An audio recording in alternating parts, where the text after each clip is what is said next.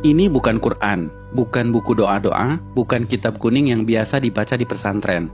Percaya atau tidak, buku ini dibaca oleh Galileo Galilei, Johannes Kepler, René Descartes, sampai Leonardo da Vinci.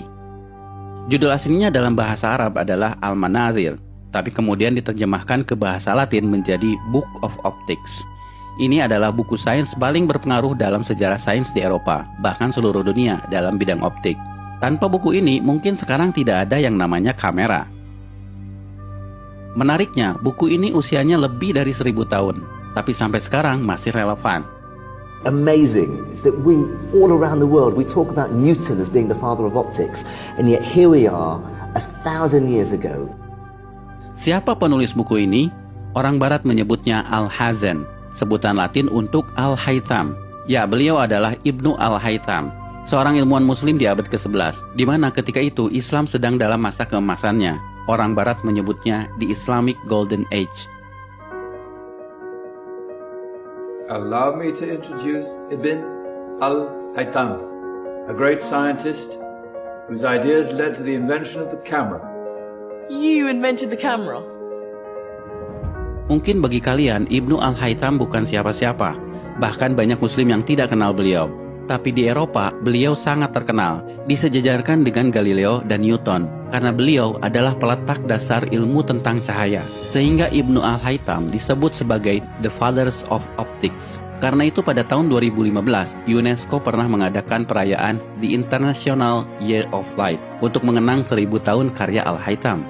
I am pleased to partner with the international organization 1001 Inventions to launch the World of Ibn Al-Haytham Global Campaign to promote light science for the benefit of all. A groundbreaking scientist from 1,000 years ago, the life and work of Ibn Al-Haytham have never been as relevant as they are today. Salah satu temuan Ibnu Al-Haytham yang paling merevolusi pandangan sains dunia ketika itu adalah bagaimana beliau menjelaskan cara mata kita bekerja. Sebelum adanya beliau, para ilmuwan Yunani seperti Plato dan Euclid percaya bahwa mata mengeluarkan semacam sinar ke arah objek untuk bisa melihat. Hal itu kemudian dibantah oleh Ibnu Al-Haytham.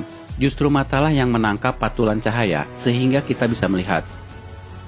Bahkan beliaulah yang memetakan bagian-bagian mata yang berfungsi mengatur masuknya cahaya, seperti iris, pupil, kornea, dan retina. Temuannya ini bukan sekedar teori, Ibnu Al-Haytham membuktikannya dengan eksperimen. Bahkan eksperimennya yang bisa dibilang cukup sederhana ketika itu, menjadi dasar bagi penemuan kamera zaman sekarang, yang pada saat itu disebut kamera obscura. By the way, tahukah kalian, kata kamera berasal dari bahasa Latin yang artinya ruangan. Sedangkan obscura artinya gelap. Jadi kamera obscura artinya ruangan gelap. Dinamakan seperti itu karena Ibnu Al-Haytham melakukan eksperimennya di ruangan gelap saat beliau di penjara. Beliau di penjara karena penguasa Mesir pernah memanggilnya untuk mengatasi banjir Sungai Nil. Namun usahanya dianggap gagal dan sang raja marah, lalu memenjarakannya. Tapi saat di penjara inilah justru jadi momen bersejarah bagi Ibnu Al-Haytham dan bagi perkembangan dunia sains modern. Salah satunya adalah penemuan kamera obscura.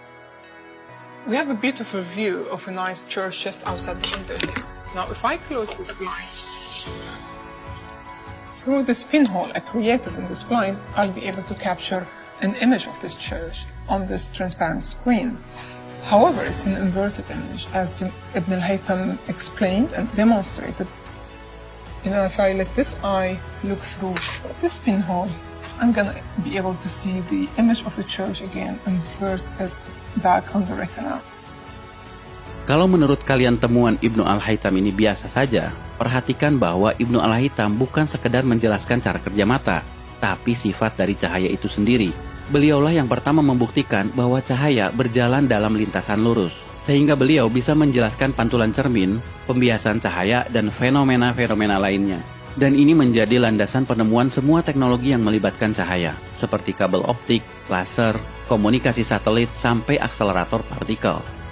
I'm sort of wondering what Ibn al-Haytham would think doing experiments with candles and pinhole cameras. Well, he wouldn't even be able to imagine a world 1,000 years later. I think it's come a long way, but ultimately we're using exactly the same principles that he was thinking about back then. Itulah kenapa buku Al-Haytham ini menjadi sangat penting bagi perkembangan sains modern. Apa yang kalian pelajari di sekolah dalam bab optik seperti cermin, pembiasan cahaya, lensa, cara kerja kamera, teleskop, mikroskop, semuanya berasal dari buku yang usianya 1000 tahun ini.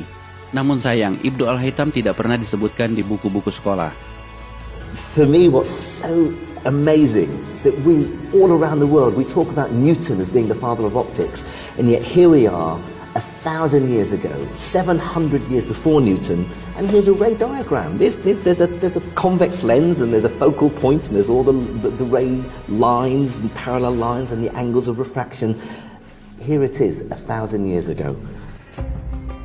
Dan kalian perlu tahu, buku yang beliau tulis tentang sains bukan hanya ini, tapi Ibnu Al-Haytham menulis lebih dari 200 buku. Dan bukan hanya tentang optik, tapi juga matematika, astronomi, dan engineering. Sayang, sebagian besar bukunya hilang. Ini adalah daftar buku-buku beliau yang terselamatkan. Sekali lagi, nama Ibnu Al-Haytham mungkin bagi kalian tidak populer, tidak sepopuler Newton atau Einstein. Tapi asal kalian tahu, nama Ibnu Al-Haytham atau Al-Hazan begitu pentingnya sampai nama beliau dijadikan nama salah satu kawah di bulan.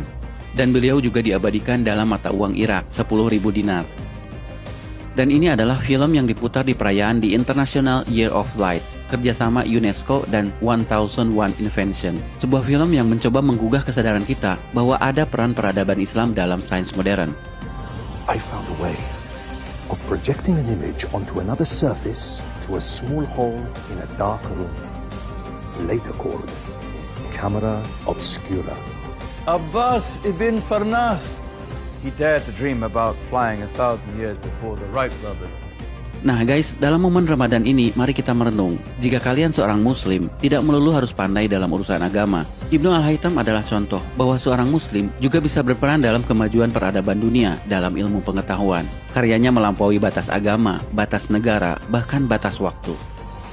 His book changed everything, and he's regarded by many as being the father of modern optics. In fact, I'd go further than that and say he was the greatest physicist in the 2,000-year span between Archimedes and Isaac Newton. Saat ini saya sedang berada di depan Gua Ashabul Kahfi di Jordan, dan Gua Ashabul Kahfi ini juga dikatakan ada di Syria maupun di Turki, tapi yang paling menepati ciri-ciri yang disebutkan di dalam Al-Quran adalah Gua Ashabul Kahfi yang ada di Jordan. Kisah mengenai Ashabul Kahfi bermula dari 7 orang pemuda yang sangat mencintai Allah dan beriman kepada Allah Subhanahu wa taala. Lalu ada seorang raja yang kejam yang meminta pemuda tersebut agar meninggalkan agama Allah dan menuju ke agama sang raja. 7 pemuda ini pun tidak mau mengikuti apa yang diucapkan oleh sang raja. Mereka kemudian lari dan berlindung ke dalam sebuah gua. Di tempat inilah mereka tertidur selama 309 tahun. Di dalamnya Allah membalik-balikkan badan mereka sehingga Allah menjaga tubuh mereka. Dan kemudian ketika mereka bangun, mereka mengatakan dan saling bertanya satu sama lain, sudah berapa lamakah kita tidur di tempat ini? Salah seorang mengatakan mungkin setengah hari, kawan lain mengatakan mungkin 1 hari penuh. Lalu mereka pun mengatakan, marilah kita mencari makanan.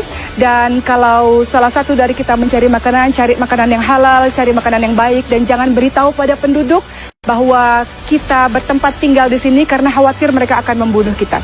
Salah seorang itu pun pada akhirnya pergi menuju keluar dari Gua Ashabul Kahfi ini dan membawa uang. Dan orang-orang bertanya, uang apakah ini? Karena uang ini sudah tidak laku lagi di zaman sekarang. Dan mereka pun pada akhirnya paham bahwa orang ini adalah satu dari 7 orang yang disebut sebagai pemuda atau Ashabul Kahfi. Berita ini sampailah ke telinga sang raja, dan raja pun mengatakan, marilah datang ke tempat ini, ke istana ini, dan saya akan memberikan kalian tempat tinggal yang baik, tempat tinggal yang indah. Lalu 7 orang pemuda itu pun mengatakan, wahai raja, kami sudah sangat bahagia, kami sudah sangat senang. Pada akhirnya kami mengetahui bahwa penduduk di tempat ini semuanya telah beriman kepada Allah Subhanahu wa taala. Kami hanya ingin berdoa kepada Allah agar Allah pun memanggil kami untuk menuju kepada Allah Subhanahu wa taala. Maka Allah matikan mereka dalam keadaan yang beriman kepada Allah Subhanahu wa taala. Pembelajaran dari Ashabul Kahfi sangat luar biasa teman-teman sekalian, membuat kita memahami bahwa apapun yang terjadi, ujian-ujian yang Allah berikan adalah Allah hanya ingin pembuktian dari kita, betul tidak kita beriman pada Allah Subhanahu wa taala atau hanya berdusta saja. Dan di belakang saya dibangunlah sebuah masjid pada pemerintahan Jordan di tahun 2006 untuk setiap orang mengambil pembelajaran dari kisah Ashabul Kahfi atau 7 pemuda yang tertidur selama 309 tahun di dalam ini.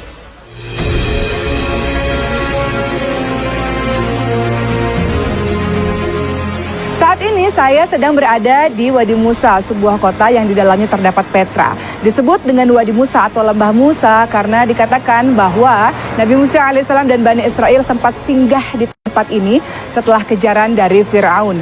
Wadi Musa tidak hanya ditemukan di Jordan tapi juga ditemukan di Mesir. Saat ini Wadi Musa menjadi pusat pengairan utama bagi penduduk di sekitar kota Petra.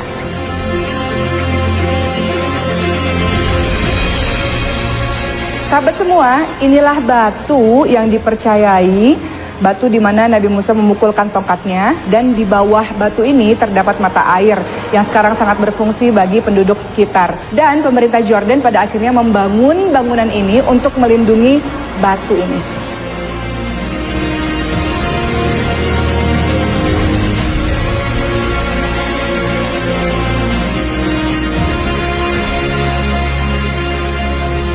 Sahabat semua, airnya sangat jernih sehingga banyak orang yang langsung minum dari mata air ini. Saya akan coba meminumnya.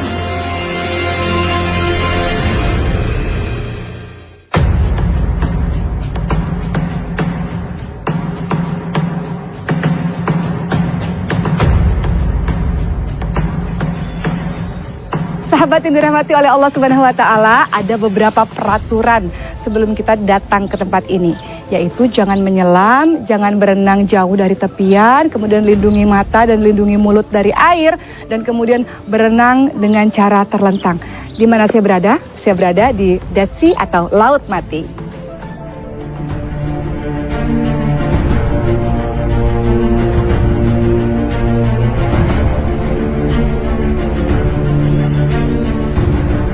Laut Mati terletak di perbatasan Jordan dan sebelah barat Palestina. Laut Mati memiliki kandungan mineral yang sangat tinggi sehingga membuat ramai orang datang ke tempat ini untuk sekedar berenang atau mandi untuk membuat kulit mereka menjadi lebih sehat. Laut Mati disebut sebagai Laut Mati sebab dengan kadar garam yang sangat tinggi tidak ada satu makhluk pun yang dapat hidup di dalamnya. Dan menurut versi lain, kenapa Laut Mati disebut Laut Mati? Sebab di sekitar tempat ini terdapat sebuah kaum yang Allah azab karena kaum tersebut tidak beriman kepada Allah Subhanahu wa taala. Siapakah kaum yang diazab oleh Allah Subhanahu wa taala itu?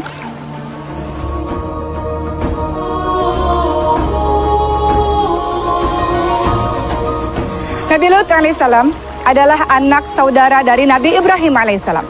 Diutus oleh Allah Subhanahu wa taala untuk berdakwah bagi kaum Sodom. Sebuah kaum yang mengerjakan pekerjaan maksiat yang sangat luar biasa. Mereka mencintai sesama jenis. Nabi Lut alaihissalam telah berulang kali berdakwah kepada mereka, meminta mereka menghentikan perbuatan tersebut. Namun kaum Sodom sama sekali tidak mendengarnya. Kaum Sodom justru mengatakan kepada Nabi Lut alaihissalam, berikan saja azab Tuhanmu kepada kami. Maka Nabi Lut alaihissalam pun berdoa kepada Allah Subhanahu wa taala agar menurunkan azab bagi penduduk Sodom. Suatu ketika datanglah 3 orang laki-laki yang berwajah rupawan ke rumah Nabi Lut alaihissalam. Maka Nabi Lut alaihissalam meminta kepada istri dan kedua anaknya untuk merahasiakan kedatangan dari tamu-tamu tersebut. Namun istri dari Nabi Lut alaihissalam adalah seorang istri yang berkhianat. Ia menceritakan kepada seluruh penduduk Sodom bahwa ada tamu yang berwajah rupawan di rumah suaminya, di rumah Nabi Lut alaihissalam. Maka ketika Nabi Lut alaihissalam sedang bercakap-cakap dengan ketiga tamunya, mulailah ramai orang datang dan mengetuk-ngetuk pintu dengan sangat keras. Maka Nabi Lut alaihissalam pun mengatakan kepada tamunya, aku adalah orang yang tidak kuat, aku tidak memiliki keluarga untuk melindungi kalian. Dan tamu-tamu ini pun kemudian mengatakan, ketahuilah bahwa Lut, kami adalah utusan Allah yang dikirim oleh Allah untuk memberikan azab kepada kaum Sodom. Bagaimana cara Allah mengazab kaum Sodom tersebut? Allah kemudian memberikan gempa bumi yang sangat dahsyat. Orang-orang mulai berteriak dan mulai menyadari bahwa Nabi Lut alaihissalam adalah Nabi Allah Subhanahu wa taala, bahwa Nabi Lut alaihissalam semua perkataannya adalah benar, namun semua telah terlambat. Allah kemudian membalikkan keadaan kota tersebut sehingga semuanya menjadi hancur, dan Allah kirimkan batu-batu panas, batu-batu yang terbakar, maka tak tersisa kaum Sodom tersebut. Orang-orang ramai mempercayai bahwa kaum Sodom terletak di tempat ini, bahwa tempat ini menurut kepercayaan sebagian orang adalah tempat di mana Allah Subhanahu wa taala mengazab mereka. Apapun dosa yang kita lakukan, termasuk sebagian teman-teman yang mengikuti perbuatan dari kaum Sodom, semoga ketika Allah masih memberikan nafas adalah jalan terbaik kita untuk kembali kepada Allah Subhanahu wa taala. Sebagaimana dalam salat kita katakan, ihdinas siratal mustaqim, ya Allah tunjukilah kami jalan yang lurus. Semoga semuanya kembali kepada jalan Allah Subhanahu wa taala.